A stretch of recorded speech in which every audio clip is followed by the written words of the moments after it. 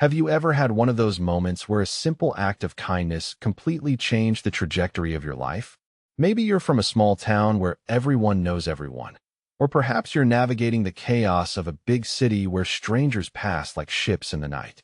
Wherever you are, I bet you've experienced that split second where you had to choose between walking away from someone else's problem or stepping in to help.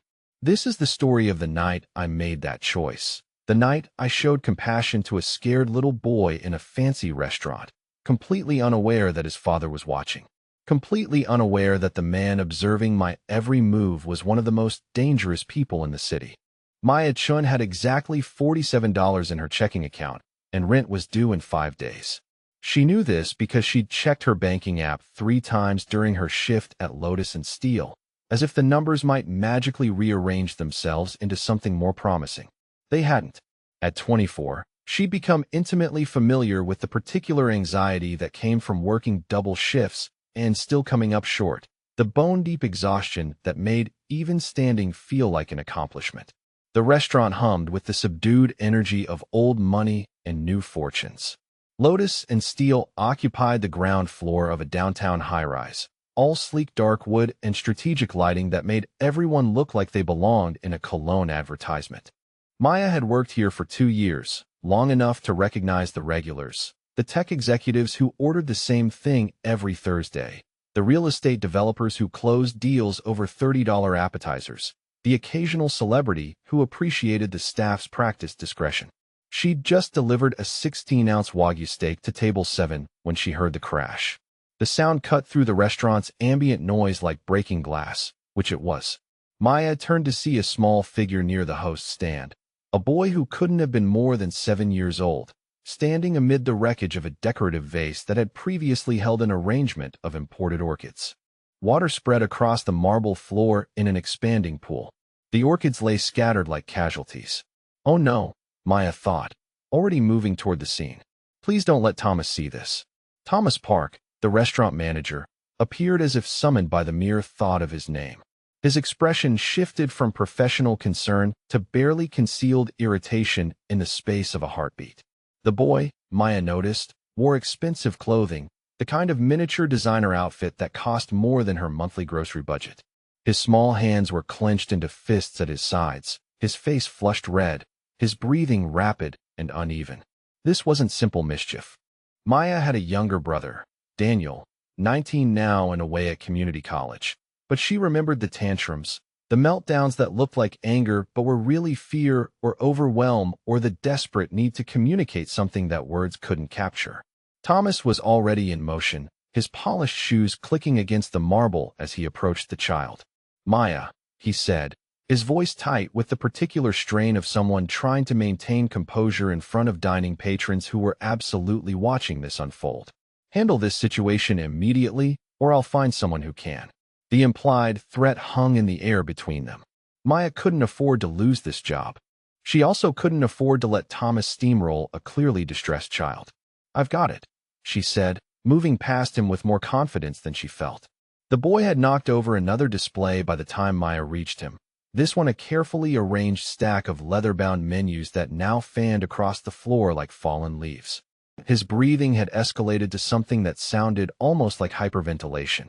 The handful of customers near the entrance had stopped their conversations to stare, some with concern, others with the kind of judgment that came easily to people who'd never dealt with a struggling child. Maya crouched down, making herself smaller, less threatening. She didn't reach for him, didn't invade his space. She simply settled onto the floor amid the scattered menus and broken pottery, as if sitting on the restaurant floor at 8 p.m. on a Friday was the most natural thing in the world. "Hey," she said softly. "I'm Maya. It's really loud in here, isn't it? All the talking and the music and the dishes. Sometimes it gets to be too much." The boy's eyes flicked toward her, dark and wide and swimming with unshed tears. He didn't respond, but his hands unclenched slightly. "I get overwhelmed sometimes too," Maya continued, keeping her voice low and even.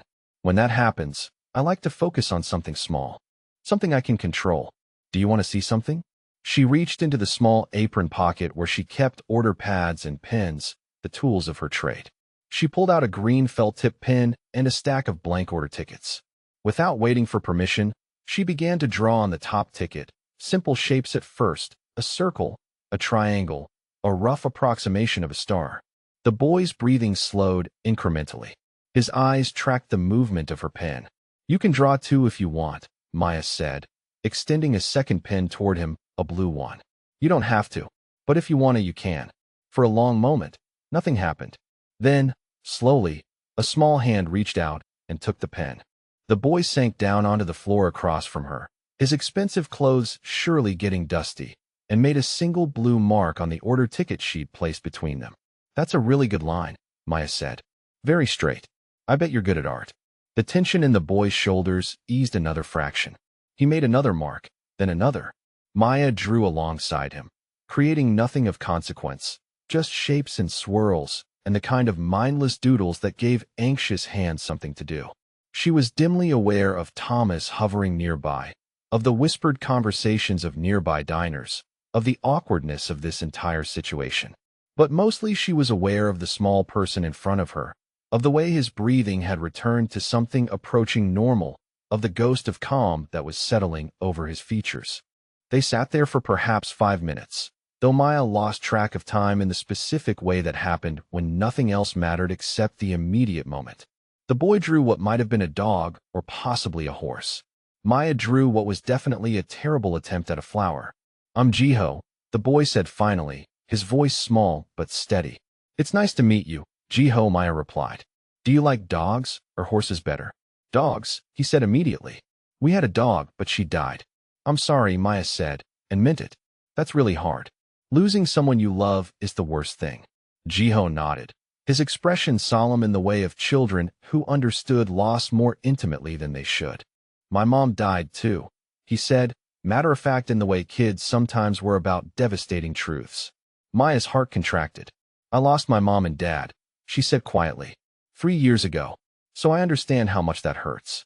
They sat together in shared grief and understanding, this strange pair on the restaurant floor, while around them the world continued its relentless turning. That was when Maya felt the shift in the air, that particular electricity that came from someone's focused attention. She looked up and found herself meeting the gaze of a man who stood near the restaurant entrance, watching them with an intensity that made her breath catch. He was tall, probably 6'1" or 6'2", with the kind of build that spoke to either dedicated gym time or manual labor, though everything else about him suggested the former. Dark hair styled with careful precision, olive-toned skin, and eyes that even from this distance looked almost gray-green, the color of storm clouds over water. He wore a suit that had definitely been tailored to his exact measurements, the kind of clothing that whispered wealth rather than shouting it. But it was his presence that really arrested her attention, the way he seemed to command the space around him without doing anything at all. People moved aside for him unconsciously as he walked toward them, as if they recognized on some instinctive level that this was someone who expected deference and received it. 2 men in equally expensive suits flanked him at a respectful distance, their eyes constantly scanning the restaurant, and Maya realized with a jolt of unease that they were bodyguards, who needed bodyguards to pick up their child from a restaurant. The man stopped a few feet away from where Maya still sat on the floor with Jiho. His eyes moved from his son to Maya and back again, and something flickered across his expression, too fast for her to identify. Surprise? Relief? Assessment? "Jiho," the man said, and his voice was surprisingly gentle, at odds with his imposing presence. "What happened?" The boy scrambled to his feet, still clutching the blue pen. "I got scared," he said, his earlier calm fracturing slightly. "There were too many people and too much noise, and I couldn't find you, and I got scared." "I know," the man said, crouching down to his son's level with a fluid grace that suggested this was a familiar routine. "I'm sorry I was late. There was traffic. But you're safe now." He pulled the boy into an embrace, and Maya watched something in his severe expression soften, watched the way his large hand cradled the back of his son's head with infinite tenderness. This was a man who loved his child absolutely, whatever else he might be. Then those storm-colored eyes shifted to Maya, who was still sitting on the floor surrounded by scattered menus and broken pottery and her own terrible flower drawings. She suddenly became intensely aware of how she must look, her black work pants dusty, her white shirt probably sporting various food stains, her hair escaping from its practical ponytail. "Thank you," the man said, and the words carried weight, as if he didn't often find himself in the position of owing gratitude. "What you did for my son.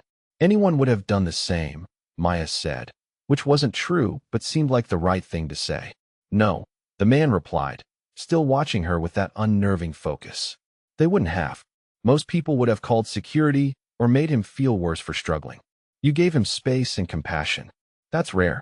Maya pushed herself to her feet, suddenly uncomfortable with the intensity of his attention. "I have a brother," she said. "I know how it feels when the world gets too overwhelming. Sometimes you just need someone to sit with you until it passes." Thomas chose that moment to reappear, his expression cycling between annoyance at the disruption and calculation as he took in the obviously wealthy man standing amid the wreckage. "Sir," he began, his tone obsequious in a way that made Maya's skin crawl, "I apologize for any inconvenience. Of course there will be no charge for any damages, and if you'd like to speak to the owner about our servers inappropriate." The man's expression went cold, not angry exactly, but absolutely arctic, and Thomas's words died mid-sentence. "Your server," the man said, and his voice had gone very quiet, very controlled, "showed more professionalism and compassion in 10 minutes than you've demonstrated in this entire interaction. I suggest you remember that before you finish that sentence." Thomas paled. "Of course, sir. I only meant—" "I know exactly what you meant," the man said, "and I know exactly who owns this establishment. I'll be sure to mention to him how his staff handled this situation." "Some of his staff," he added, his gaze flicking meaningfully back to Maya. Thomas made some strangled sound of acknowledgement and retreated, probably to go panic about job security or recalibrate his approach to wealthy customers who could apparently get him fired with a phone call. Maya should have felt vindicated. Instead, she just felt tired and confused and increasingly aware that she'd somehow stumbled into a situation that was more complex than she understood. "I should get back to work," she said, gesturing vaguely at the dining room where her other tables were probably wondering where their server had disappeared to. The man reached into his jacket, and for one absurd moment Maya's brain supplied the word gun before he simply pulled out a wallet. He extracted what looked like several $100 bills and pressed them into her hand before she could protest. "For the kindness," he said, "and for your time." "I can't accept this," Maya started, but he was already guiding Jiho toward the exit, one protective hand on his son's shoulder.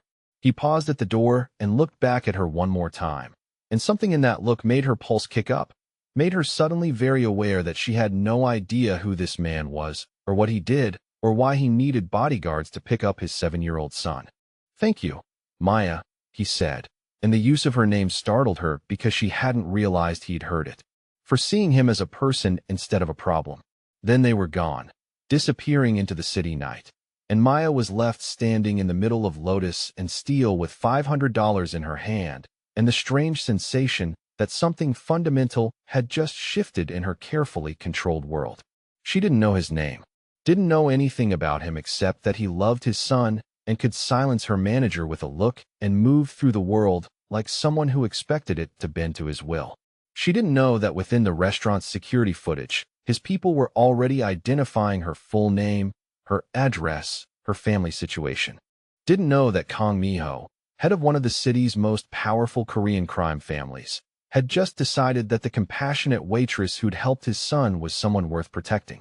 Didn't know that showing kindness to a scared child had just put her directly in the crosshairs of a world she'd never imagined existed.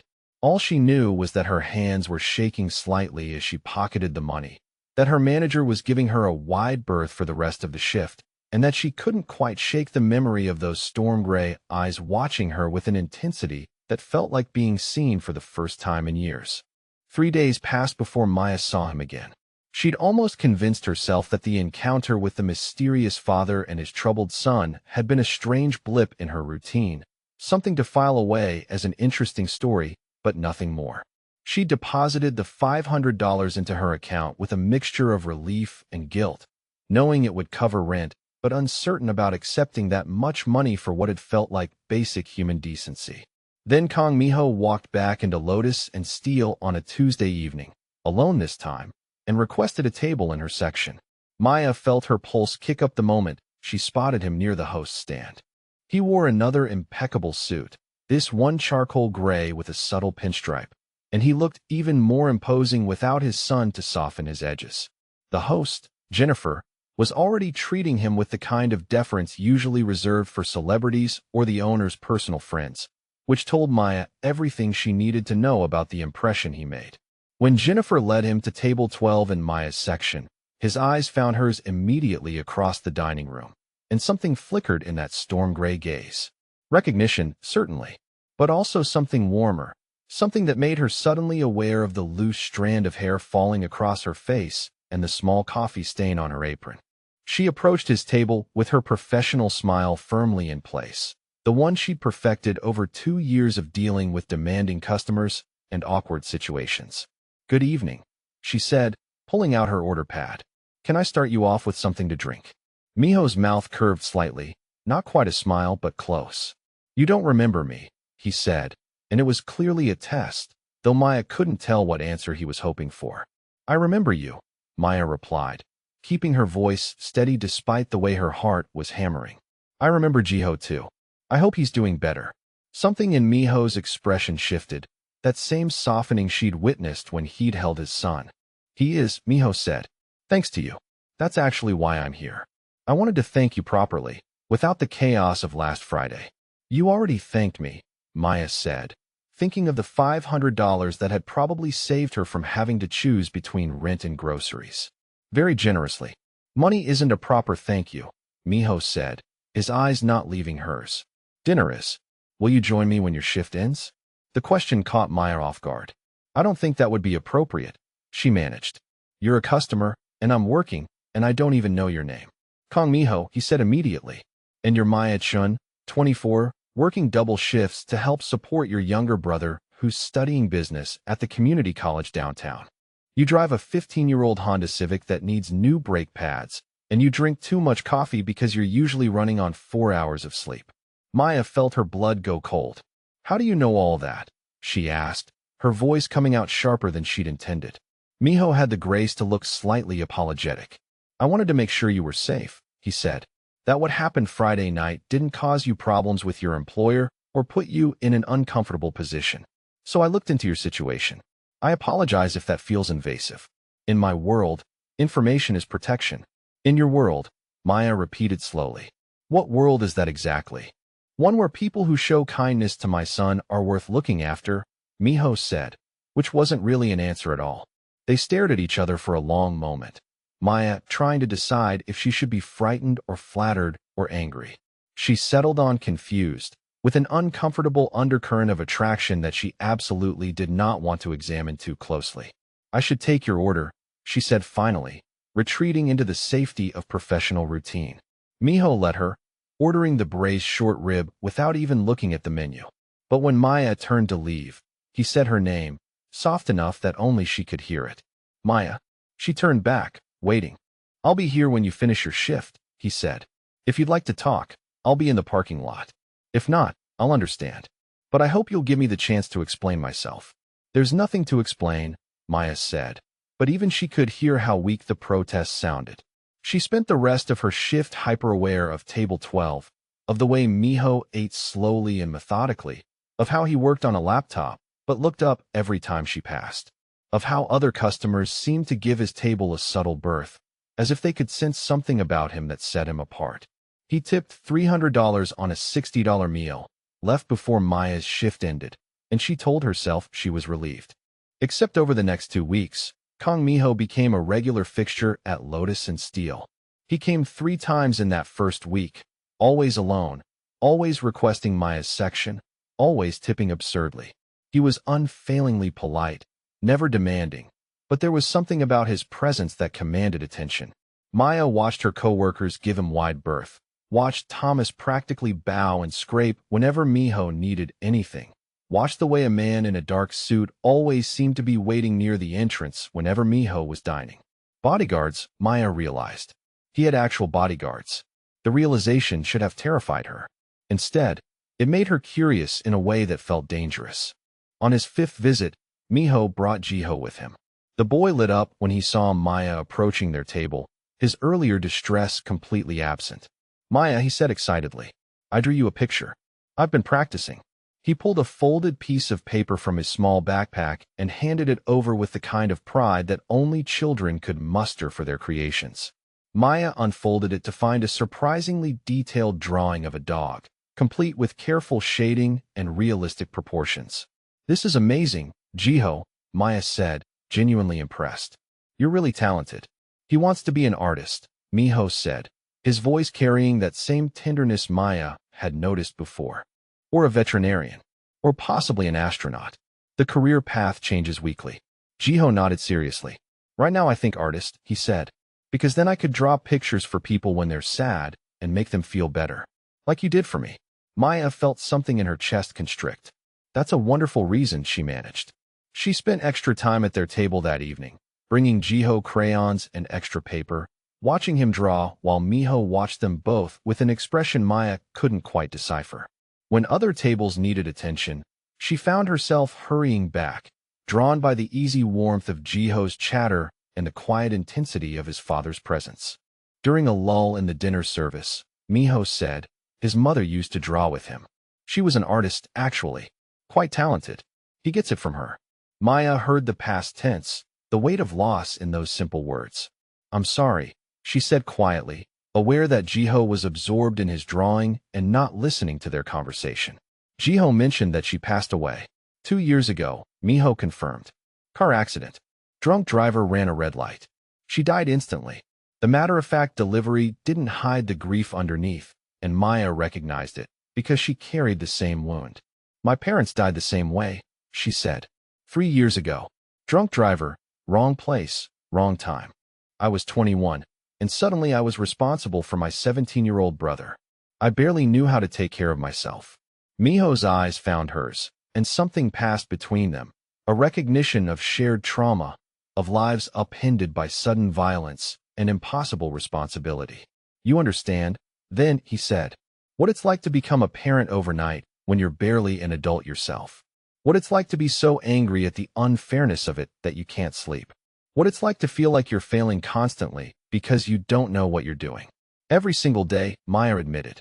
Daniel is doing well now, but those first 2 years were brutal.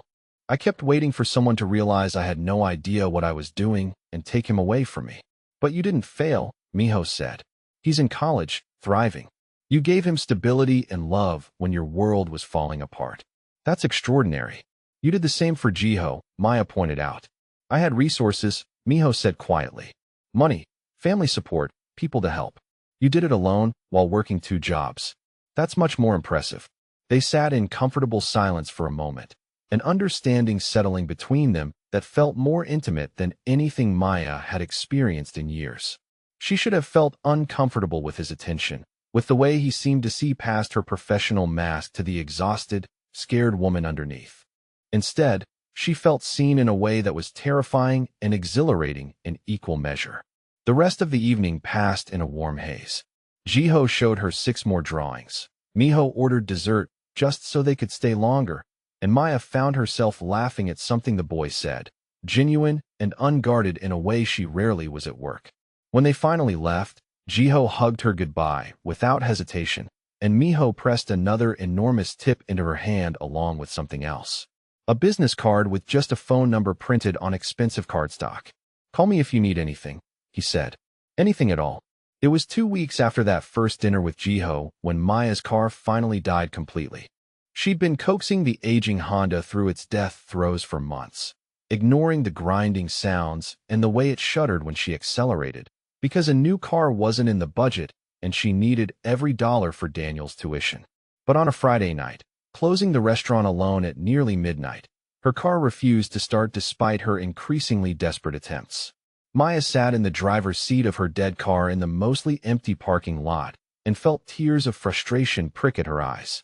She was exhausted, her feet hurt, she had to open tomorrow morning, and she absolutely could not afford a tow truck or a mechanic or whatever this was going to cost. She was reaching for her phone to call for a rideshare she also couldn't afford when someone tapped on her window.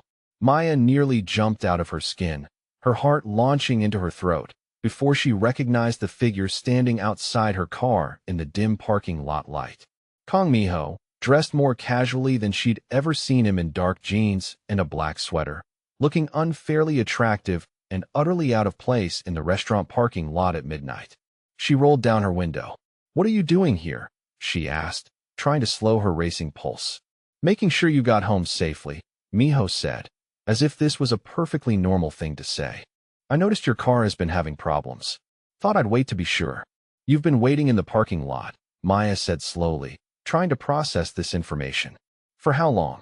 "Since you started closing procedures," Miho admitted. "About an hour."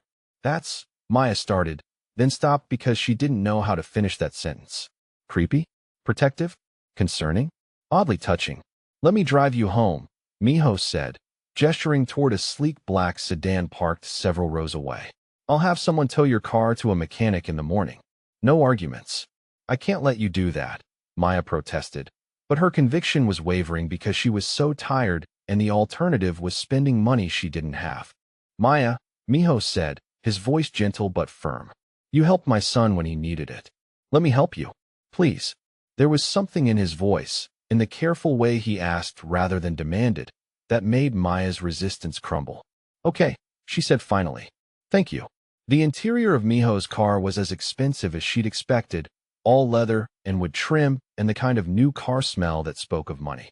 One of the bodyguards Maya had seen before was driving, his eyes meeting hers briefly in the rearview mirror before focusing back on the road with professional discretion. Miho sat beside her in the back seat, maintaining a respectful distance, and for a few minutes they rode in silence while Maya tried to process the surreal nature of this situation. "Where do you live?" Miho asked eventually, his voice low in the quiet car. Maya gave the address of her apartment in the cheaper part of town, feeling self-conscious about the contrast between his obvious wealth and her modest circumstances. "It's not much," she added. "Studio apartment above a laundromat." "Home is home," Miho said simply, with no judgment in his tone. The drive should have been awkward, but somehow it wasn't. Miho asked about her shift, about Daniel's studies, about what she did when she wasn't working. Maya found herself answering honestly, the exhaustion making her guard slip, and before she knew it she was telling him about her dreams of going back to school, of maybe becoming a teacher, of wanting to do something meaningful with her life beyond just surviving. "You already do something meaningful," Miho said. "You take care of your brother. You show kindness to strangers. You make people feel seen. That matters more than you think." Maya turned to look at him in the dim light of the passing street lamps, really look at him, and found him already watching her with that intensity that made her breath catch. There was something in his eyes, something warm and interested and patient that made her pulse flutter. The car pulled up outside her apartment building, and Maya suddenly didn't want this strange, surreal evening to end. "Thank you," she said, reaching for the door handle. "For the ride. And for having my car towed. I'll pay you back." "No, you won't," Miho said, and there was steel under the gentleness. "Consider it a favor between friends." "Are we friends?" Maya asked, surprising herself with the boldness. "I'd like to be," Miho said, "if you'll let me." He handed her another card, different from the business one. This had a handwritten phone number on it. "My personal line," he said. "Not many people have it. I'd like you to have it." Maya took the card, feeling the weight of what he was offering, even if she didn't fully understand it. "Why?" she asked. "Why me?" "You don't even know me." "I know you showed my son compassion when he needed it," Miho said. "I know you work yourself to exhaustion taking care of someone you love. I know you're kind and patient and stronger than you give yourself credit for. That's more than enough." He paused, and something flickered across his face, vulnerability mixing with determination. "I'd like to take you to dinner," he said. "Not as a customer. Not as someone thanking you. Just as a man who would like to spend time with a woman he finds fascinating. Will you think about it?" Maya should have said no. Should have recognized all the warning signs, the bodyguards and the expensive clothes and the way people deferred to him like he was dangerous. Should have protected herself from whatever this was. But sitting in his car, feeling seen and valued in a way she hadn't felt in years, watching the careful hope in his eyes as he waited for her answer, Maya found herself nodding. "I'll think about it," she said. Miho smiled, really smiled, and the transformation was breathtaking. "That's all I ask," he said. Maya climbed out of the car and stood on the sidewalk, watching the sedan pull away into the night, her hands still clutching the card with his personal number. She should have been afraid. Should have questioned what kind of man had bodyguards and knew how to make problems disappear with a phone call, and waited in parking lots to make sure waitresses got home safely. Instead, all she could think about was the way he'd looked at her like she mattered, like she was someone worth protecting, like maybe she didn't have to carry everything alone anymore. She looked down at the card in her hands, at the careful handwriting, at this small piece of trust he'd extended. Maybe, she thought, maybe it would be okay to say yes. Maybe it would be okay to let someone take care of her for once instead of always being the one taking care of everyone else. Maybe Kang Miho, with his storm gray eyes and his wounded son and his dangerous world, was exactly the kind of risk worth taking. She tucked the card into her pocket and went inside, already knowing that she was going to call that number. Already knowing that whatever happened next would change everything. Already knowing that she wanted it to. Maya stared at Miho's phone number for 3 days before she finally called. She'd picked up her phone a dozen times, typed out messages she never sent, rehearsed what she'd say, and then lost her nerve. The rational part of her brain cataloged all the reasons this was a terrible idea. He had bodyguards. He made her manager practically grovel.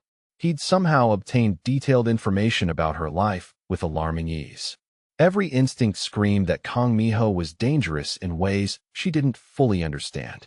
But she also couldn't stop thinking about the way he'd looked at his son with such tender devotion, the way he'd understood her grief without her having to explain it, the way he'd waited in a parking lot for an hour just to make sure she got home safely. Couldn't stop replaying the vulnerability in his voice when he'd asked her to dinner, the careful hope in his eyes as he'd waited for her answer. On the third evening, Maya sat in her small apartment with Daniel's latest tuition bill on the table in front of her and her phone in her hand, and she made a decision that felt both terrifying and inevitable. She called the number. Miho answered on the second ring, his voice low and pleased. Maya, just the way he said her name, like it meant something, like he'd been waiting for this call, made her pulse quicken. Hi, she managed, suddenly feeling foolish and uncertain. Is this a bad time? This is a perfect time, Miho said, and she could hear the smile in his voice. Does this mean you've thought about my invitation? I've thought about it, Maya confirmed. If the offer still stands, I'd like to have dinner with you. The offer absolutely still stands, Miho said immediately. Are you free Saturday evening? I'll pick you up at 7. Saturday evening worked. Maya had made sure of it by switching shifts with a coworker, though she didn't tell him that. Okay, she said. 7 works. Good, Miho said, and there was satisfaction in that single word. I'm looking forward to it, Maya. She was too, terrifyingly so, and that realization kept her up most of the night. Saturday arrived with the kind of nervous anticipation Maya hadn't felt since high school.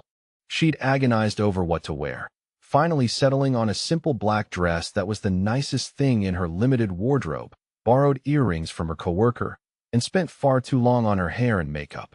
When Miho arrived at exactly 7, stepping out of the same black sedan with a bouquet of white roses in hand, Maya felt her breath catch.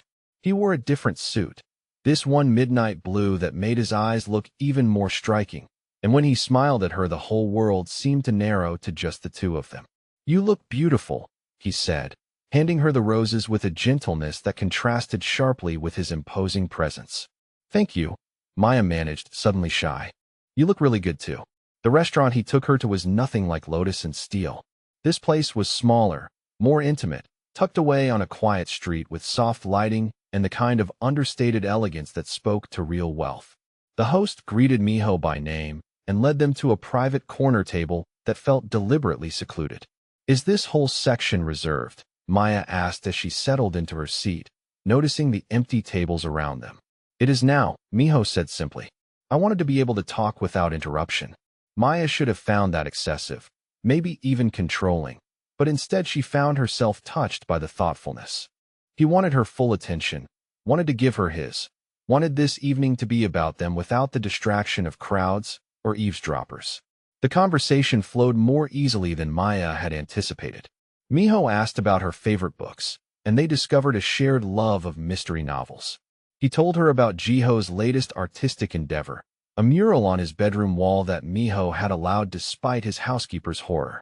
Maya shared stories about Daniel's terrible cooking attempts and his determination to make her breakfast anyway. What did you want to be?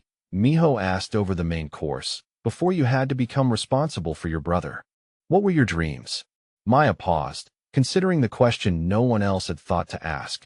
I wanted to teach elementary school, she admitted. I love kids, love that age when they're still curious about everything and believe they can be anything. I was 2 years into my education degree when my parents died. You could still finish, Miho said quietly. When Daniel graduates, and you have more flexibility.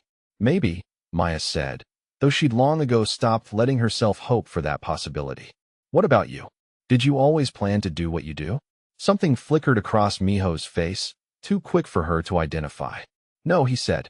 I thought I'd be an architect, actually. I love the idea of designing spaces, creating something permanent and beautiful. But family expectations had other plans. There was weight in those words, layers of meaning Maya didn't quite understand.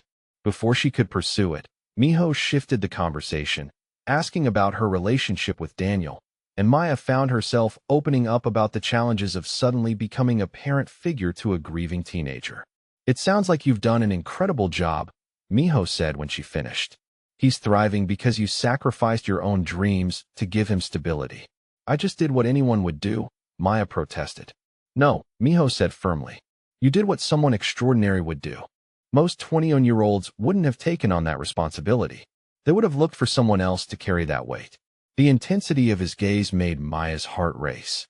She reached for her water glass, needing to do something with her hands, and her fingers brushed against Miho's where they rested on the table. The contact was accidental, barely there, but electricity shot through her at the touch. Miho's eyes darkened slightly, his hand turning to capture hers before she could pull away. His palm was warm against hers, his grip gentle but deliberate. Is this okay? He asked quietly. Maya nodded, not trusting her voice, hyper-aware of every point where their skin connected. This felt significant somehow, this simple touch across a dinner table, more intimate than it had any right to be. They finished dinner with their hands intertwined, conversation continuing but charged now with an undercurrent of awareness that made Maya's pulse flutter every time Miho's thumb traced absent patterns against her palm. After dinner, Miho suggested a walk, and Maya agreed despite the evening chill. They wandered through the city streets, Miho's jacket draped over her shoulders, his presence a solid warmth beside her. Jiho still has nightmares, Miho said quietly as they walked. About the accident. About losing his mother. Some nights he wakes up screaming, and I don't know how to help him. I can handle business negotiations and territorial disputes and a dozen different kinds of threats, but I can't fix my son's grief. The raw vulnerability in his voice made Maya's chest ache. You can't fix it, she said gently. Grief doesn't work that way, but you can be there when he wakes up. You can hold him and remind him he's safe. That's what he needs, not someone who can fix it, but someone who'll sit with him in the dark. Miho stopped walking, turning to face her, and something in his expression made Maya's breath catch. How did you get so wise? He asked softly. I'm not wise, Maya said. I'm just someone who sat in the dark too many times not to understand it. Miho reached up, his hand cupping her cheek with infinite tenderness, and Maya leaned into the touch without thinking. You're remarkable, he said. You know that. Before Maya could respond, Miho's phone rang, the sound jarring in the quiet street. He glanced at the screen and his entire demeanor shifted, the tender man replaced in an instant by something harder, more controlled. I have to take this, he said, his voice apologetic but firm. I'm sorry. He stepped away, speaking in rapid Korean, his tone clipped and authoritative in a way that made Maya suddenly very aware that she was seeing a different side of him. This was the man who commanded bodyguards, the man people feared. When he returned to her, his expression was carefully neutral, but Maya could see the tension in his shoulders. I need to handle something, he said. I'm sorry to cut the evening short. Let me get you home. The drive back was quieter, Miho's attention clearly divided between her and whatever crisis demanded his attention. When they reached her apartment, he walked her to her door despite her protests, his eyes scanning the street with the kind of automatic vigilance that spoke to long habit. Thank you for tonight, Maya said. I had a really good time. So did I, Miho said, and the warmth in his voice was genuine despite the distraction. Can I see you again? I'd like that, Maya admitted. Miho smiled, leaned in, and pressed a gentle kiss to her forehead, And then he was gone, disappearing into the waiting car with the kind of urgency that suggested whatever he needed to handle was serious. Maya went inside feeling unbalanced, caught between the magical evening and the abrupt ending, between the gentle man who'd held her hand and the dangerous one who'd emerged with a single phone call. She didn't see Miho for the next 4 days, though he texted her every evening, apologizing for being tied up with work. Maya told herself she wasn't disappointed, that she understood he was busy, but she couldn't shake the feeling that something had changed. Then on Thursday afternoon, 2 men in expensive suits walked into Lotus and Steel and started asking the staff questions about Maya-chan. Jennifer, the host, came to find Maya in the back, her expression worried.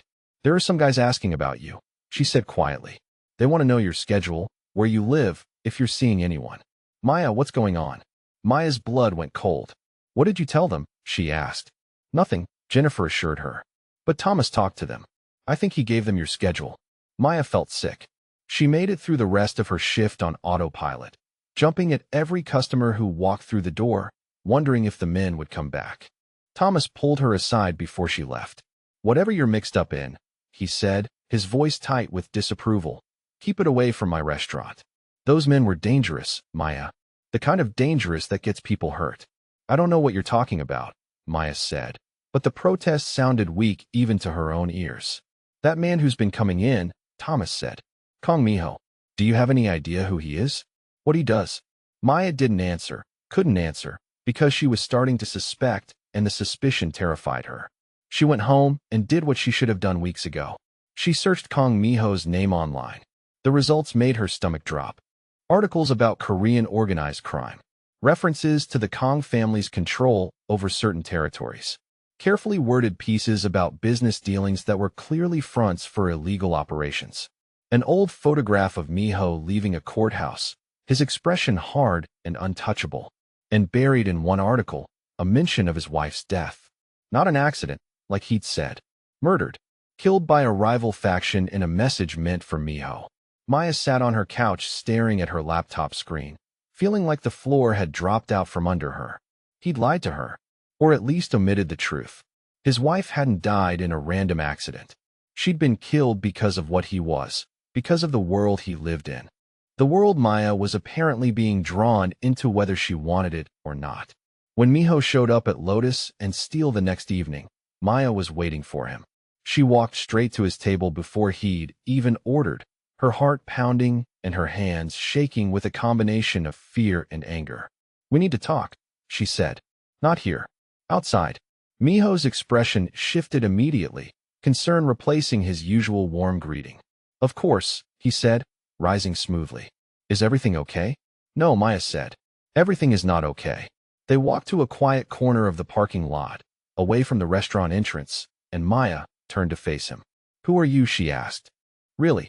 Miho was quiet for a long moment, his face carefully neutral. "What did you hear?"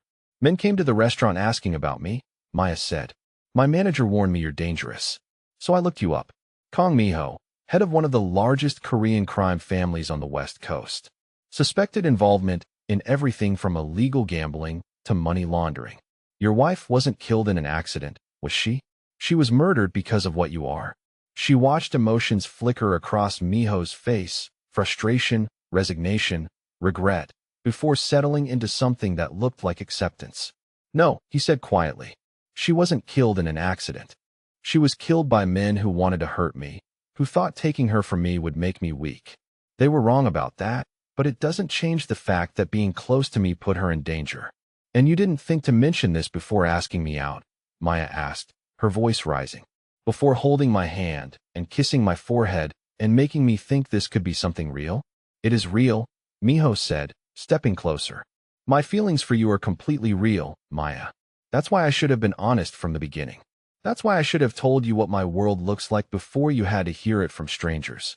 "Your world," Maya repeated. "You mean organized crime. You mean violence and danger and people getting hurt." "Yes," Miho said, and there was no apology in his voice, just stark honesty. "That's exactly what I mean. I'm not going to lie to you and tell you I'm something I'm not. I run a criminal organization. I make decisions that most people would consider immoral. I've done things that would horrify you if you knew the details." He paused, his storm gray eyes finding hers with devastating intensity. But I also protect my community, he continued. I keep harder drugs out of my territory. I don't traffic people. I have lines I won't cross. And I would never, ever let anything happen to someone I care about. You can't promise that, Maya said, her voice breaking. Your wife. I know, Miho said, and for the first time she heard real pain in his voice. I know I couldn't protect her. I know that being with me means accepting risks that most people would never take. That's why I'm not going to ask you to make that choice lightly. If you want to walk away right now, I'll understand. I'll make sure those men never bother you again. I'll stay away from the restaurant. You'll be safe. And if I don't walk away, Maya asked, then you need to understand exactly what you're accepting, Miho said. Bodyguards. Security protocols. The knowledge that there are people who might try to hurt you to get to me. A life that isn't normal and never will be. They stood in the parking lot. The city sounds distant around them, and Maya felt the weight of the choice pressing down on her. This was the moment. She could walk away, go back to her safe, exhausting, predictable life. She could forget about Kong Miho and his wounded son and the way he made her feel seen for the first time in years. Or she could take a leap into the unknown. I need time, Maya said finally, to think about this, to process what you've told me. Take all the time you need, Miho said. I'll wait. He turned to leave, then paused. Maya, he said quietly, I know this is a lot. I know I should have told you sooner. But I want you to know that everything else was real. The way I feel about you, the way I look forward to seeing you, the way I want to know everything about you. That's all real. Then he was gone, and Maya was left standing alone in the parking lot, trying to decide if love and safety could ever coexist in a world as dangerous as his. Maya spent a week thinking about Kong Miho and the impossible choice he represented. She made lists of pros and cons, talked to herself in the mirror, avoided the restaurant parking lot where he'd stood, and told her the truth.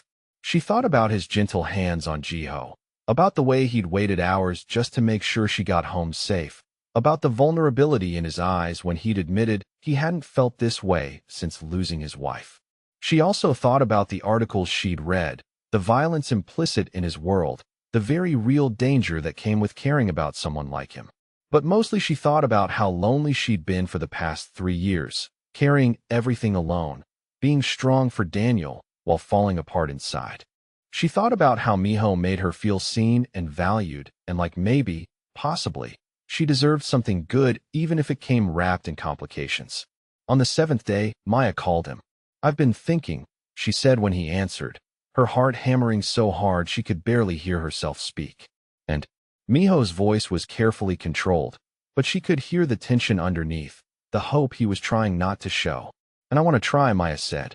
I'm scared and I don't fully understand your world, and I might change my mind tomorrow. But right now, today, I want to see where this goes. The sound Miho made was something between relief and triumph. Thank you, he said quietly.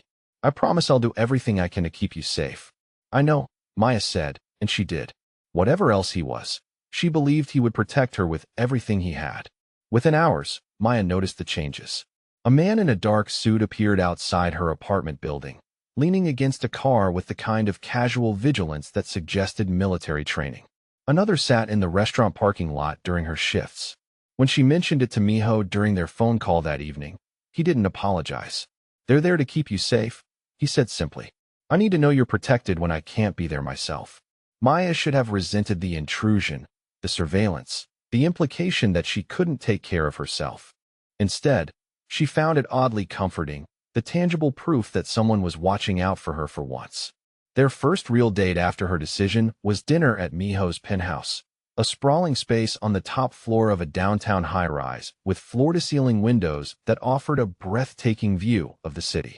Maya felt out of place the moment she stepped inside, surrounded by expensive furniture and original artwork and the kind of luxury she'd only seen in magazines. Miho found her standing frozen in the entryway and smiled. It's just a place, he said gently. Come meet Jiho. He's been asking about you all week. The boy appeared from around a corner, his face lighting up when he saw Maya. You came, he said, rushing over to grab her hand. I'm making you a welcome picture. It's not done yet, but I can show you. I'd love to see it, Maya said, letting herself be pulled deeper into the penthouse by Jiho's enthusiastic tugging. and just like that the space felt less intimidating. Dinner was surprisingly domestic. Miho cooked, moving around his professional-grade kitchen with the same competence he brought to everything else, while Maya helped Jiho set the table and listened to his detailed explanation of the difference between various types of dinosaurs. They ate together at a table that could have seated 12, but felt intimate with just the three of them, conversation flowing easily between topics.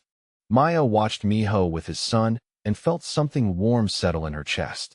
This was the man she was choosing, not the crime boss or the dangerous figure from the articles, but the father who listened patiently to dinosaur facts and made sure his son ate his vegetables and smiled with genuine joy at Jiho's terrible knock-knock jokes. After dinner, Jiho fell asleep on the couch during a movie, and Miho carried him to bed with the practiced ease of a parent who'd done this 1,000 times. Maya waited in the living room, suddenly nervous now that they were alone, hyper-aware of every sound and movement. When Miho returned, he found her standing by the windows, looking out at the city lights. He came to stand beside her, close enough that she could feel his warmth but not touching, giving her space to decide what happened next. "My mother wants to meet you," he said quietly. Maya turned to look at him, surprised. "Already?" "She heard I was seeing someone," Miho said, and there was rueful amusement in his voice. "She hasn't seen me interested in anyone since Soo-yoon died. She's curious about the woman who managed to get through my walls." "What did you tell her about me?" Maya asked. "That you're kind and patient and beautiful," Miho said. "That you make me want to be better than I am. That Jiho loves you already." The intensity in his eyes made Maya's breath catch. "And what if she doesn't approve?" she asked. "She will," Miho said with quiet certainty. "But even if she didn't, it wouldn't change how I feel about you." They stood there in the dimly lit room. The city sprawled below them, and Maya felt the pull between them like gravity. She turned to face him fully and saw her own want reflected in his expression. Miho reached out slowly, giving her every opportunity to pull away, and cupped her face in his hands. "Is this okay?" he asked, his voice rough. "Yes," Maya whispered. He leaned in and kissed her, and it was everything she'd imagined and nothing like she'd expected. Gentle at first, almost tentative, as if he was afraid she might break or disappear. Maya rose on her toes, her hands finding his shoulders, and kissed him back with all the longing she'd been suppressing for weeks. Miho made a low sound and pulled her closer, one hand sliding to the small of her back, the other threading into her hair. The kiss deepened, became more urgent, and Maya felt herself melting into him, into the heat and want and desperate tenderness of it. When they finally broke apart, both breathing hard, Miho rested his forehead against hers. "I've wanted to do that for so long," he said. "Me too," Maya admitted. Meeting Miho's mother happened 3 days later, and Maya was terrified. She'd agonized over what to wear, settled on a simple blue dress, and spent the entire car ride to the family estate trying not to fidget. The estate was massive. Traditional Korean architecture blended seamlessly with modern luxury, surrounded by meticulously maintained gardens. Miho's mother, Kim Hae-won, was waiting in an elegant sitting room, a small woman in her early 60s with sharp eyes and an air of quiet authority that reminded Maya forcefully of her son. "So you're the waitress," Hae-won said in perfect English, her tone giving nothing away. "Yes, ma'am," Maya said, refusing to be intimidated. "I work at Lotus and Steel." Hae-won studied her for a long moment, and Maya had the uncomfortable sensation of being thoroughly assessed and catalogued. "My son hasn't brought a woman to meet me in 3 years," she said finally. "Not since Soo-yoon. That tells me you're important to him." "He's important to me too," Maya said honestly. Something shifted in Hae-won's expression, not quite approval, but perhaps the beginning of it. "Sit," she said, gesturing to the chair across from her. "Tell me about yourself. And please, be honest. I have very good instincts for deception." The conversation that followed was intense and occasionally uncomfortable. Hae-won asking pointed questions about Maya's family, her intentions, her understanding of what being with Miho meant. But underneath the interrogation, Maya sensed genuine concern, a mother trying to protect a son who'd been devastated by loss. By the time tea was finished, Hae-won's demeanor had warmed considerably. "You're good for him," she said as Maya was leaving. "I see it in the way he looks at you. He's been going through the motions since Soo-yoon died, but with you, he's alive again." Don't hurt him. I'll do my best not to, Maya promised. In the car on the way back, Miho took her hand. That went well, he said. Your mother is terrifying, Maya replied. Miho laughed, genuine and warm. She liked you. Trust me. If she hadn't, we'd both know it. Over the following weeks, Maya found herself drawn deeper into Miho's world. She had dinner at his penthouse 3 times a week, learned his routines, became a fixture in Jiho's life. The boy started calling her Mayasi with the kind of affection that made her chest ache, drew her pictures that Miho hung on the refrigerator, asked her opinion on everything from homework to the relative merits of action figures. She also witnessed the other side of Miho's life. The phone calls he took in another room, speaking rapid Korean with cold authority.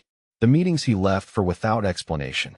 The moment she walked into his office and saw him standing over city maps with men who had the same dangerous edge she'd noticed in his bodyguards. Miho never hid it from her. When she asked what he was doing, he told her, though never in enough detail to implicate her. Territory disputes, he'd say, or business negotiations, or handling a problem.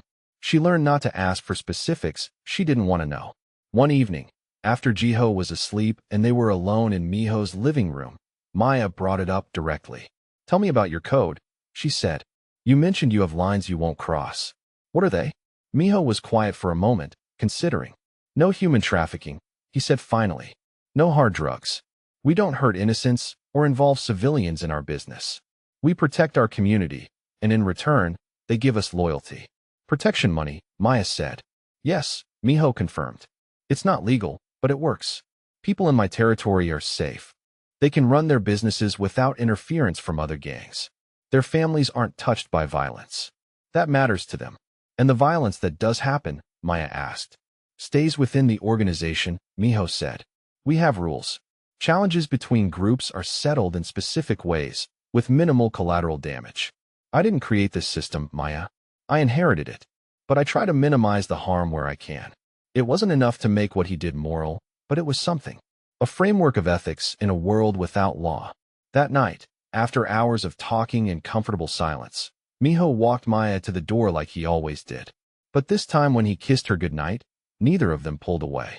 The kiss deepened, became something urgent and hungry, and Maya felt herself pressing closer, wanting more. Stay, Miho said against her lips, his voice rough. Please stay. Maya knew what he was asking, knew that crossing this line would change everything between them. She also knew that she wanted to, that she'd been wanting to for weeks, that every careful kiss and restrained touch had been building to this moment. Okay, she whispered. Miho's bedroom was surprisingly simple, all clean lines and muted colors. The only personal touches a framed photo of Jiho on the nightstand and what looked like a child's drawing on the wall. He led her inside and closed the door, and suddenly they were alone in a way they'd never been before. Are you sure? Miho asked, his hands framing her face, his eyes searching hers. We don't have to do anything you're not ready for. I'm sure, Maya said. I want this. I want you. What followed was tender and intense in equal measure. Miho taking his time with her, checking in constantly, making sure every touch was wanted. There was desire, yes, fierce and undeniable, but also something deeper, a connection that went beyond physical need. Maya felt cherished in a way she'd never experienced, seen and valued, and wanted for exactly who she was. Afterward, lying in Miho's arms with her head on his chest, listening to his heartbeat slow, Maya felt something shift inside her. This was real. This man, this complicated, dangerous man with his wounded son and his criminal empire and his capacity for devastating tenderness, had become essential to her in a way that should have terrified her, but instead felt right. I haven't felt this way since Suyun, Miho said quietly into the darkness. Haven't wanted to. Losing her nearly destroyed me, and I told myself I'd never let anyone get that close again. And now, Maya asked. Now I'm falling for you, Miho said. Maybe already fallen. And it terrifies me because I know what it means to lose someone I love. But I can't seem to stop myself. Maya turned in his arms to look at him. I'm falling for you too, she admitted. Which is crazy because I know what you are and what your world looks like and how dangerous this could be. But I can't help it. Miho kissed her forehead, gentle and reverent. I'll keep you safe, he promised. Whatever it takes. It was a promise he meant absolutely. Maya knew that. She also knew, though neither of them said it aloud, that some things were beyond even his control. The first sign of real danger came 2 days later. Miho's head of security, a man named Park Jin-ho, appeared at the penthouse with news that made Miho's expression go cold and hard.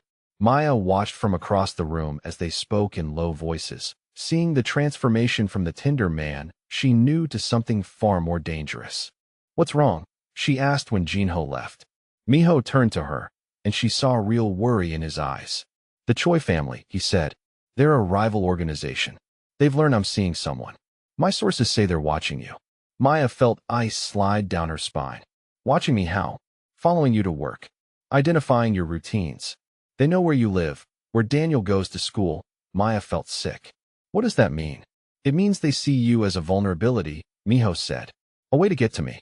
So I need you to move in here, at least temporarily, where I can protect you properly." "No," Maya said immediately. "I can't just abandon my life, my job. Daniel." "I'll increase security around Daniel," Miho said. "And you can still work if you want, but you need to let my people keep you safe. Please, Maya. I can't lose you." His voice cracked on the last words, and Maya saw the genuine fear underneath his controlled exterior. This was what it meant to love someone in his world. Constant threat. Constant vigilance. The knowledge that people might try to hurt those you cared about just to make a point. "I won't hide," Maya said. "I won't let these people make me a prisoner. But I'll accept more security. I'll tell you my schedule. I'll be careful. Just don't ask me to give up my life." Miho looked like he wanted to argue, wanted to lock her away somewhere safe, where nothing could touch her. But he nodded. "Okay," he said. "But if the threat escalates, we revisit this conversation." "Deal," Maya agreed. That night, lying awake in Miho's arms, Maya wondered if she'd made the right choice. Wondered if love and safety could ever truly coexist in a world as dark as his. Wondered what it would cost them both to find out. But feeling Miho's steady breathing, remembering the way he'd held her like she was precious, thinking about Jiho's artwork on the walls, and Haewon's cautious approval, and the life they were building together despite everything, Maya decided it was worth the risk. Whatever came next, they would face it together. 2 weeks passed in a careful routine that almost felt normal. Maya worked her shifts at Lotus and Steel with Miho's security, maintaining a discreet presence. She spent most evenings at the penthouse, cooking dinner with Miho while Jiho did homework at the kitchen counter, the three of them settling into a rhythm that felt increasingly like family. The boy had started asking when Maya would move in permanently, and she'd started wondering the same thing herself. Daniel noticed the changes in his sister's life immediately. When he came home for the weekend, he found Maya happier than she'd been in years, less exhausted, more present. He also noticed the man waiting in a car outside their apartment building. "You're going to tell me what's going on," he said over breakfast Saturday morning, his tone leaving no room for argument. "And don't lie to me, Maya. I'm not a kid anymore." So Maya told him. About Miho, about Jiho, about the complicated, dangerous world she'd stepped into. She watched Daniel's expression cycle through concern, protectiveness, and finally a kind of resigned acceptance. "I want to meet him," Daniel said when she finished. The meeting happened that evening at the penthouse. Maya watched nervously as her 19-year-old brother sized up the crime boss who'd captured her heart. Watched Miho meet Daniel's protective glare with patient understanding. They talked for over an hour, Miho answering Daniel's pointed questions with careful honesty, never minimizing the dangers, but also making it clear that protecting Maya was his highest priority. "You really care about her," Daniel said finally. It wasn't a question. "I do," Miho confirmed. "More than I thought I'd ever care about anyone again." "Good," Daniel said. "Because if you hurt her, I don't care how many bodyguards you have. I'll find a way to make you regret it." Miho smiled, genuine respect in his eyes. "I'd expect nothing less." After Daniel left, Maya found Miho in the kitchen pouring wine. "That went well," she said. "Your brother is protective," Miho replied. "I like that. You had someone looking out for you even when you were looking out for him." Maya wrapped her arms around him from behind, resting her cheek against his back. "I feel safe with you," she said quietly. "Is that crazy?" Miho turned in her embrace, pulling her close. "No," he said. "I'll make sure you always can." It was a promise he meant absolutely. It was also a promise that was about to be tested. The attack came on a Friday night, 3 weeks after the first security warning. Maya was closing the restaurant late, covering for a co-worker who'd called in sick. The security detail that usually shadowed her had been delayed by what seemed like a random traffic accident several blocks away. At the time, Maya hadn't thought much of it. Jinho had called to say they'd be 10 minutes late, and she'd assured him she'd wait inside until they arrived. But when Maya finally finished the closing procedures and walked out to the parking lot at nearly midnight, her phone in hand to call for her escort, she heard the footsteps behind her too late.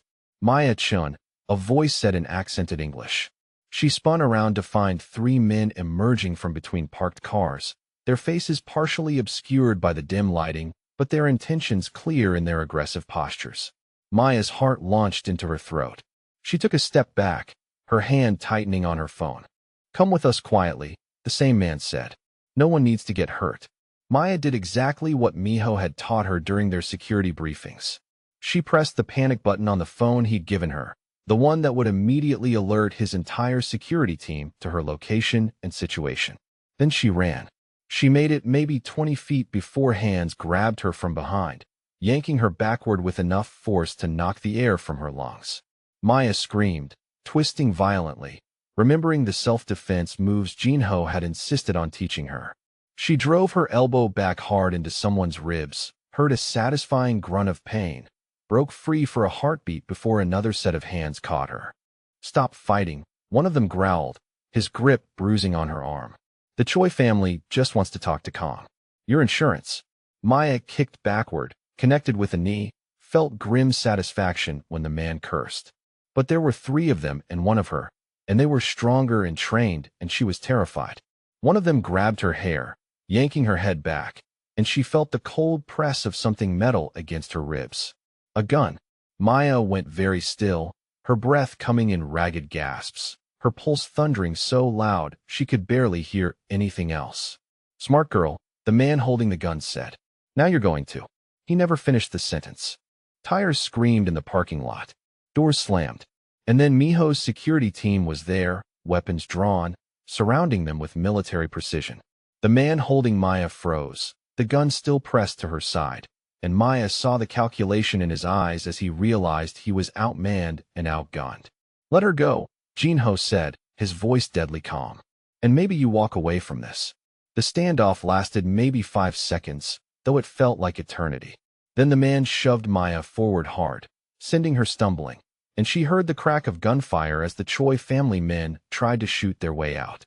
Maya hit the pavement hard, pain exploding through her shoulder where she'd landed wrong.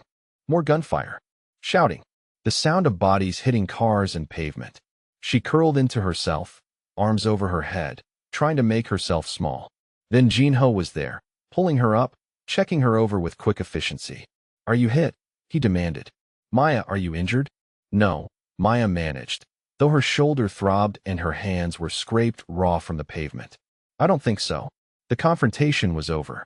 2 of the Choi men were on the ground, injured but alive.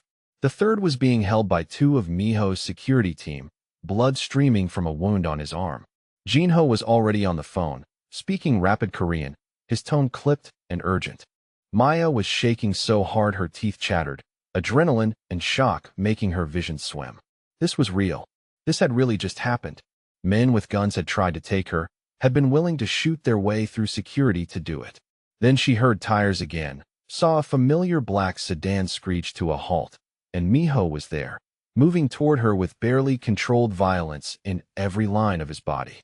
His eyes swept over her, taking in her torn clothing and scraped hands and the way she was shaking, and something terrible crossed his face. "Who touched her?" he said, his voice so cold and controlled it was more frightening than shouting would have been. "Sir," Jinho started, but Miho was already moving past him toward the captured Choi man. Maya watched, frozen, as Miho grabbed the man by the throat and slammed him against a car with enough force to dent the metal. She watched the cold fury in his eyes, the barely leashed rage of someone capable of terrible violence, and understood in that moment exactly what kind of man Miho could be when someone he loved was threatened. "Who sent you?" Miho asked, his voice quiet and deadly. "Who gave the order?" The Choi man spat blood and said nothing. Miho's grip tightened. "Sir," Jinho said carefully, We should take this elsewhere. The police. Pay them off, Miho said without taking his eyes off his captive. I want names. I want everyone involved. And I want them tonight. Then Miho seemed to remember Maya was there. He released the Choi man with a shove, turned back to her, and his expression transformed immediately from dangerous to devastated. He crossed to her in 3 long strides and pulled her into his arms with a gentleness that contrasted sharply with the violence she'd just witnessed. I'm sorry, he said into her hair, his voice rough. I'm so sorry. This is my fault. I should have had more security. I should have. I'm okay, Maya said, though she wasn't sure that was true. Her shoulder hurt, her hands were bleeding, and she couldn't stop shaking. We're taking you to a doctor, Miho said. Not a hospital, somewhere discreet where no one will ask questions. The doctor turned out to be a woman named Lee Sun-mi, who worked out of a private clinic that clearly catered to people who couldn't go to regular hospitals. She examined Maya with professional efficiency, cleaning and bandaging her scraped hands, confirming that her shoulder was badly bruised but not dislocated, checking her for signs of concussion or internal injury. You're very lucky, Sun-mi said. A few bruises and scrapes, but nothing serious. You should rest for a few days. After the doctor left them alone in the examination room, Miho stood by the window, his back to Maya, his shoulders rigid with tension. She could see the effort it was taking for him to maintain control. Miho, Maya said quietly. I can't do this, he said without turning around. I can't put you in danger like this. You were nearly taken tonight, Maya. If my security had been delayed another 2 minutes, if you hadn't triggered the alert, if any single thing had gone differently. His voice broke. I can't lose you. Not like I lost Su-yun. Maya slid off the examination table despite the protests from her bruised body and walked to him. She put her hand on his back, felt the tension thrumming through him.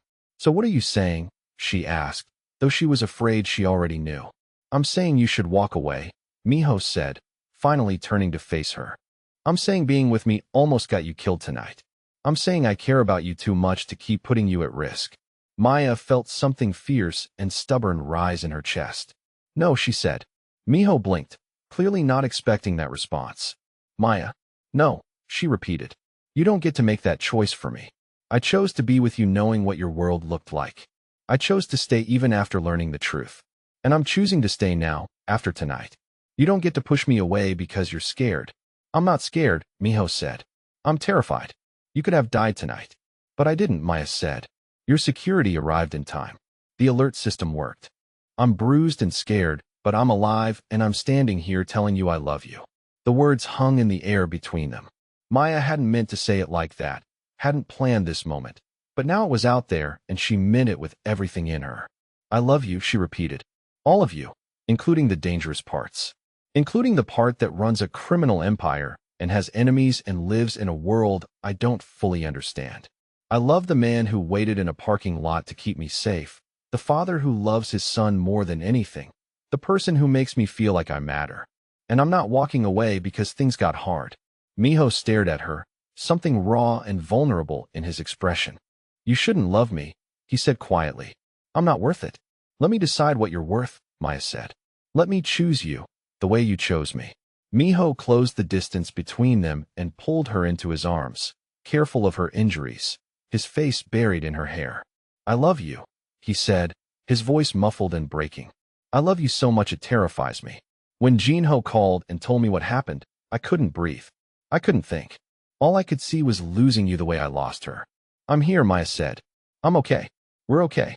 They stood there holding each other, both shaking now, the adrenaline crash hitting them both simultaneously. When Miho finally pulled back, his eyes were wet. The Choi family will be dealt with tonight, he said. They came after what's mine. That doesn't go unanswered.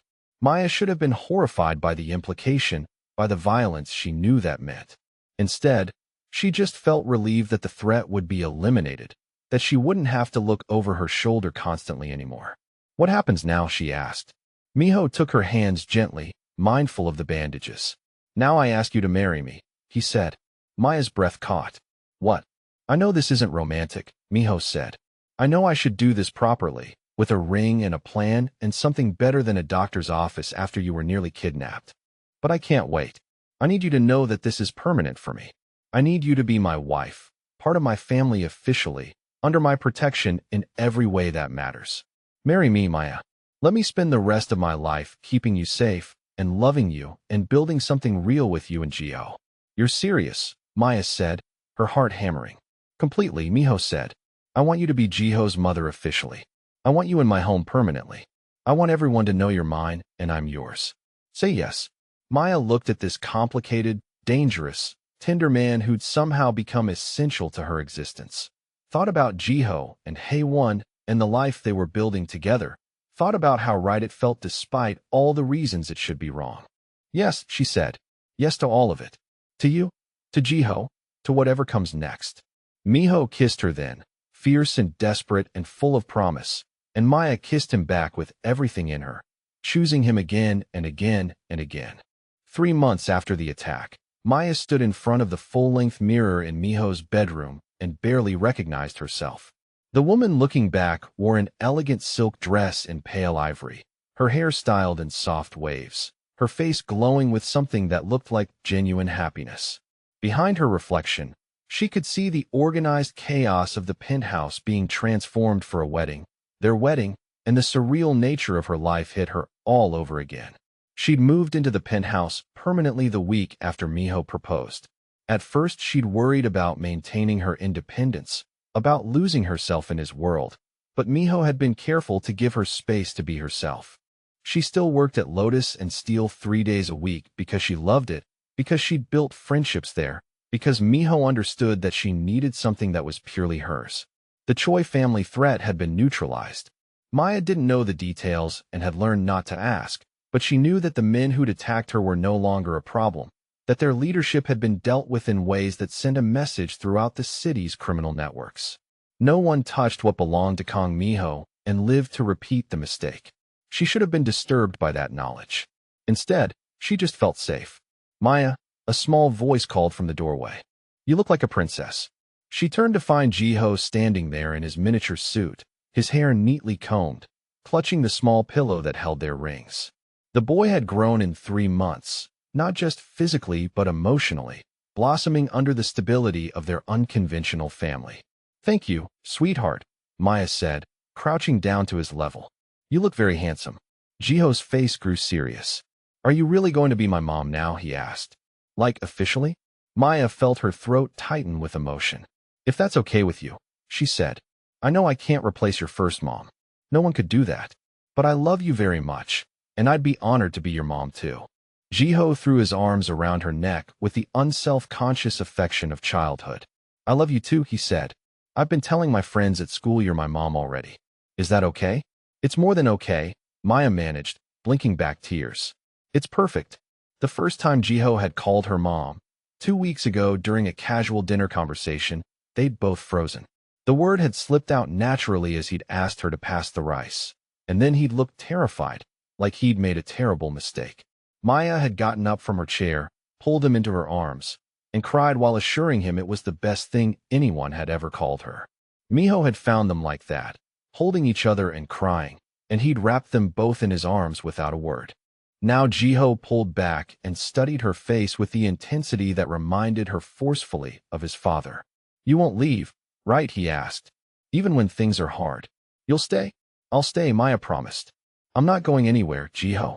You're stuck with me now. Good, Jiho said with satisfaction. Because I already made you like 50 drawings for Mother's Day, and it's not even Mother's Day yet. Maya laughed, the sound watery but genuine. I can't wait to see them. Haewon appeared in the doorway, elegant in a traditional hanbok, her sharp eyes taking in the scene. The guests are arriving, she said. Are you ready? Almost, Maya said, standing. Haewon shooed Jiho out, then approached Maya with something small clasped in her hands. This belonged to my mother, she said, opening her palm to reveal an intricate jade bracelet, the stone deep green and clearly very old. She gave it to me when I married. I gave it to Soo-yoon when she married my son. Now I'm giving it to you. Maya felt overwhelmed. I can't take this, she started. You can, Haewon said firmly. You're family now, Maya. Not because you're marrying my son, but because of how you love him and my grandson. This bracelet goes to the woman who holds our family's heart. Right now, that's you. She helped Maya fasten the bracelet, the jade cool against her skin. Thank you, Maya whispered. For accepting me. For trusting me with them. Thank you for bringing my son back to life, Hay once said. For making my grandson smile again. You gave them something I couldn't. Hope. The ceremony was small and intimate, held in the penthouse's main living room with the city spread out behind them through floor-to-ceiling windows. Maybe 30 people total, Miho's closest family and most trusted associates, Daniel looking proud and slightly overwhelmed in his suit, a few of Maya's co-workers from the restaurant who'd become genuine friends. The officiant was a judge who clearly owed Miho favors, the ceremony a blend of Korean and American traditions that honored both their backgrounds. Jiho served as ring-bearer with solemn importance, and Daniel gave Maya away with tears in his eyes. When Maya walked toward Miho, seeing him standing there in a perfectly tailored suit with an expression of such fierce love it took her breath away, she felt the rightness of this moment settle into her bones. This man, this life, this choice. All of it exactly what she needed, even when she hadn't known she needed it. Miho's eyes never left hers as she approached, and when she reached him, he took her hands like she was something precious and breakable. The vows they'd written themselves were honest in a way that made several guests wipe at their eyes. Miho spoke about darkness and unexpected light, about being broken and found, about a woman who'd shown compassion to his son, and in doing so had saved them both. His voice cracked when he promised to spend every day earning her trust, protecting her fiercely but loving her more, ensuring she never regretted choosing him. Maya's vows acknowledged the unconventional nature of their relationship, the danger and complexity that came with loving him, the choice she made every day to stay. She promised to be a partner, a mother to Jiho, a woman who wouldn't shy away from the hard parts or pretend his world was something other than what it was. She promised to love all of him, light and dark, tender and dangerous, exactly as he was. When the judge pronounced them married and Miho kissed her, it felt like a beginning and a homecoming all at once. The reception was relaxed and warm, catered food and champagne, and Jiho charming everyone with his excitement about having a mom again. Daniel cornered Miho at one point, and Maya watched her brother and her husband have an intense conversation that ended with them shaking hands and Daniel looking satisfied. What did he say to you? Maya asked later when she finally got a moment alone with Miho. He thanked me for taking care of you, Miho said, and reminded me very seriously that he's watching, and if I ever make you cry for the wrong reasons, he'll figure out a way to make me regret it despite all my security. Maya laughed. He's protective. As he should be, Miho said. You're worth protecting. As the evening wound down and guests began to leave, Miho pulled Maya aside to a quiet corner. He reached into his jacket and pulled out a small velvet box. I couldn't propose properly before, he said. Couldn't do it right with a ring and planning and all the things you deserved. This is that moment. He opened the box to reveal a ring, a stunning emerald surrounded by diamonds that caught the light and threw green fire. An engagement ring to match the simple wedding band she now wore. It's beautiful, Maya breathed. It was my grandmother's, Miho said. Like your bracelet. These are family pieces, Maya. Symbols that you belong to us now, that we belong to you. He slipped the ring onto her finger above her wedding band, and Maya felt the weight of history and promise settle there. I love you, she said simply. I know, Miho replied. I love you too. More than I have words for. They stood together watching their small family and chosen people celebrate their union, and Maya felt profound gratitude for the path that had led her here. For a scared little boy causing chaos in a restaurant. For showing compassion when it would have been easier to walk away. For taking a risk on a dangerous man with storm gray eyes and a capacity for devastating love. 1 year later, Maya woke to Sunday morning sunlight and the sound of Miho moving quietly in the kitchen. She lay in bed for a moment, her hand resting on the swell of her pregnant belly, feeling their daughter moving restlessly inside her. 6 months along now, and Miho's protectiveness had reached almost comical levels. He monitored what she ate, insisted she rest constantly, looked panicked every time she showed any sign of discomfort. Maya found it equal parts endearing and exasperating. She finally pushed herself out of bed, pulling on one of Miho's shirts over her sleep shorts, and padded barefoot to the kitchen. The penthouse that had once felt intimidating now felt like home, every corner holding memories. Jiho's artwork covering the refrigerator and hallway walls. Her books mixed with Miho's on the shelves. Photos of their wedding day scattered throughout. Miho was at the stove making pancakes, something he'd learned to do specifically because Jiho had mentioned liking them, and the domesticity of the scene made Maya's chest ache with happiness. "You're supposed to be resting," Miho said without turning around, somehow always aware of her presence. "I'm pregnant, not broken," Maya replied, coming to wrap her arms around him from behind as much as her belly would allow. Miho set down the spatula and turned in her arms, his hands immediately going to her stomach. "How are you feeling?" he asked. "How's she doing?" "We're good," Maya assured him. "She's been doing gymnastics all morning." As if on cue, their daughter kicked hard enough that Miho felt it through Maya's shirt. His face transformed into that expression of wonder he got every time he felt the baby move, like he couldn't quite believe this was real. "Strong," he said approvingly. "Like her mother." Jiho appeared then, now 8 years old and growing too fast, his hair sticking up in every direction. "Is breakfast ready?" he asked. "The baby's making me an older brother today, right?" "Not today, sweetheart," Maya said, laughing. "You have about 3 more months of being an only child." Jiho had been asking when his sister would arrive almost daily for the past month. He'd already covered the nursery walls with drawings of families and houses and stick figures labeled Mom, Dad, me, and baby sister. He'd also informed everyone at school that he was going to be the best big brother ever. They ate breakfast together at the kitchen counter, the 3 of them plus the baby making 4, and Maya marveled at how much her life had changed in less than 2 years. She thought about the exhausted waitress working double shifts, barely surviving, carrying everything alone. She thought about showing kindness to a scared child in a restaurant and having no idea that simple choice would lead to this. "What are you thinking about?" Miho asked, reading her expression the way he'd learned to do. "How different everything is," Maya said. "A year and a half ago, I was alone and exhausted and just trying to make it through each day. Now I have this. You, Jiho, our daughter coming, a family. It feels like a miracle." "You're the miracle," Miho said quietly. "You walked into our lives and made everything better just by being you." Later, after Jiho had gone to his room to work on more drawings for the baby, Maya and Miho stood together in the nursery, putting finishing touches on the space. Soft yellows and greens. Animals on the walls courtesy of Jiho's artistic contributions, a rocking chair positioned near the window. "Are you happy?" Miho asked, pulling her back against his chest, his hands spanning her belly. "Truly happy?" Maya thought about the question, about the ways her life had become complicated and dangerous and nothing like she'd planned. She thought about the security that followed her everywhere, the knowledge that Miho's world would always carry risks, the unconventional nature of their family.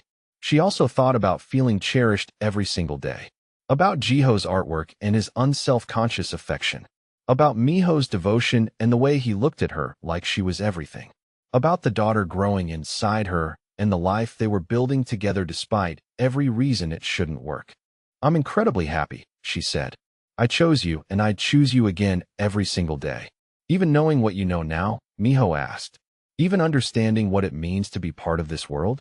"Especially knowing what I know now," Maya said. "Because I know you. All of you. And that's worth every risk." Miho turned her in his arms, careful of her belly, and kissed her with the kind of tenderness that still made her heart race. "I was going through the motions before you," he said. "Existing, but not really living. You changed that. You made me want to be better, to do better, to build something good despite the darkness. You were always good," Maya said. "You just needed someone to remind you." They stood together in their daughter's nursery, sunlight streaming through the windows, their son's artwork on the walls, their complicated, beautiful life spread out around them, and Maya felt overwhelming gratitude for taking that chance, for seeing a scared child and offering compassion, for saying yes to a dangerous man with a capacity for extraordinary love, for choosing the risk and finding everything she never knew she needed. Maybe you've experienced something similar, Maya thought, though she wasn't speaking aloud, just feeling the words settle in her heart. Maybe you've taken a chance on someone unexpected, someone complicated, someone who didn't fit the safe plan you'd made for your life. Maybe you've chosen love even when it was risky, even when people said you were crazy, even when you weren't sure it would work out. Or maybe you're still deciding whether to take that leap. All I know is that compassion and courage can lead to the most unexpected places. To family and love and home in forms you never imagined. To a life that's imperfect and complicated and absolutely worth every moment. That evening, Miho insisted on taking a family photo, something for the baby book he'd been meticulously keeping. They gathered in the living room, Jiho standing proud with his hand on Maya's belly, Miho's arms around them both, the city lights beginning to glow behind them through the windows. Say family, Miho instructed, setting the camera timer. Family, they chorused, and the camera captured them exactly as they were. Together. Safe. Happy. Loved. A woman who'd shown kindness to a stranger's child. A man who'd learned to love again after devastating loss. A boy who'd found the mother he needed. And a baby on the way who would be born into a family that chose each other every single day. It wasn't a conventional love story. It wasn't simple or safe or what anyone would have predicted. But it was theirs, and it was real, and it was absolutely worth every risk they'd taken to find each other.